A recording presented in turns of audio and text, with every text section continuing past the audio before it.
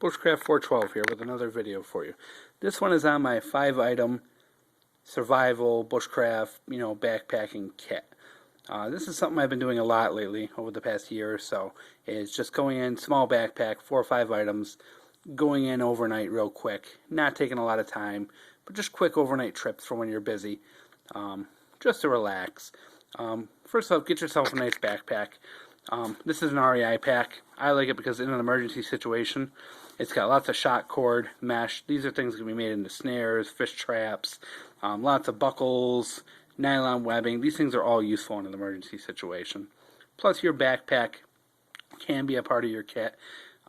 If you're out and you're cold, you fill this up with dry grass, dead leaves, stick your feet in there. That's going to insulate them. Same thing with your hands. It's a good item to use. Plus, it's something you can put underneath you, build up a little bit from the ground. A little insulation from the ground, especially if you fill it with leaves. Put that under your back, and it will be fairly comfortable. Well, let's get to the items inside, because these are the things that you're going to use, and these are what I consider the 5 most important items. First is a cup. I'm a big fan of the canteen cup. Use it so much, as you can see. This is really seeing a lot of use. This is what you're going to boil water in, and water is just a necessity. If you're going to be out in the woods, you need good, clean water. And having this, you can cook your food in it, you can sanitize your water in it. Great item to have, won't leave the house without it. Well, you're not going to sanitize that water if you don't have fire. So having either a lighter or Swedish steel or something to get that fire going is your other big item. If you don't have this, you got to rely on primitive methods, and primitive methods are pretty dependent on the weather. If it's raining and pouring, you're probably not going to get a fire going. If it's damp, you really need something like this in there. It's small, and they make fire steels a lot smaller than this, and Bic lighters a lot smaller. Item 2. Item 3, cord. Paracord is great. I love paracord. I have hundreds of feet of it, but for just a quick overnight trip, I like having hundreds of feet and just using this braided nylon cord. I think I got it from Walmart maybe for like $2. It gives you hundreds of feet. It will work with a shelter. You got to double wrap sometimes if you want it to be strong. But really good cord. Doesn't get wet. It's nylon. It's braided. It's tough. Good for all kinds of needs. You can make snares out of it. It's thin enough. It's white, so you rub it in the dirt to dirty it up so it's not so visible. But you can make snares out of this. You can unbraid it and use it for fishing line.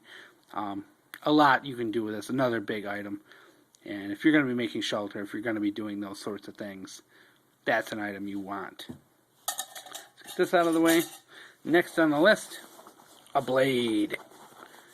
Don't leave home without one. I would rather have the lighter than the knife.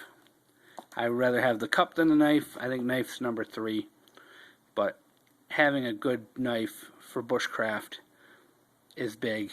Something with a thick blade that isn't going to break or bend. Good, solid, full tang, good handle. This one's Scandi grind. Very sharp. Great knife for batoning wood, chopping. Works really good out in the woods. Can't go wrong with a knife like this. This one here is a Condor bushcraft knife. Maybe $25, $30 online. Very nice knife, but any knife is a good knife out in the woods. I'd rather have a $2 flea market knife than nothing at all. Next item.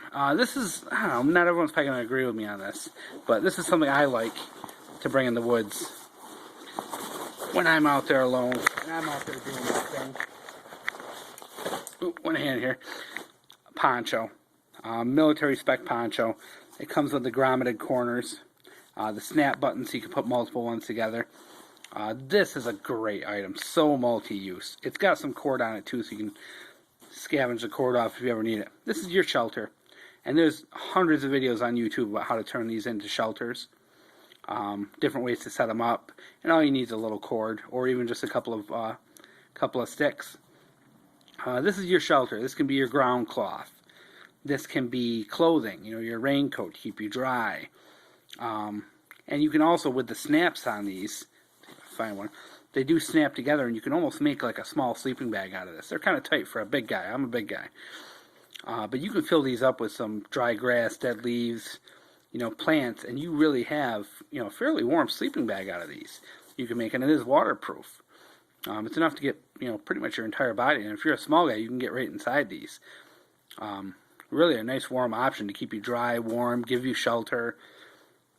Wear it around camp if it's raining. If you're cold, you put it on, wrap it around you, puff it up with some leaves and dead grass for insulation. I mean, it's 101 uses. It's going to catch rain, a rain catch. This one here is camouflage. It's a military one, so you can use it if you're going to be hunting.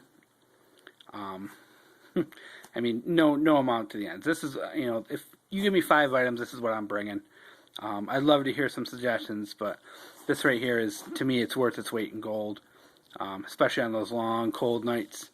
Once again, it's Bushcraft 412, and thanks for watching.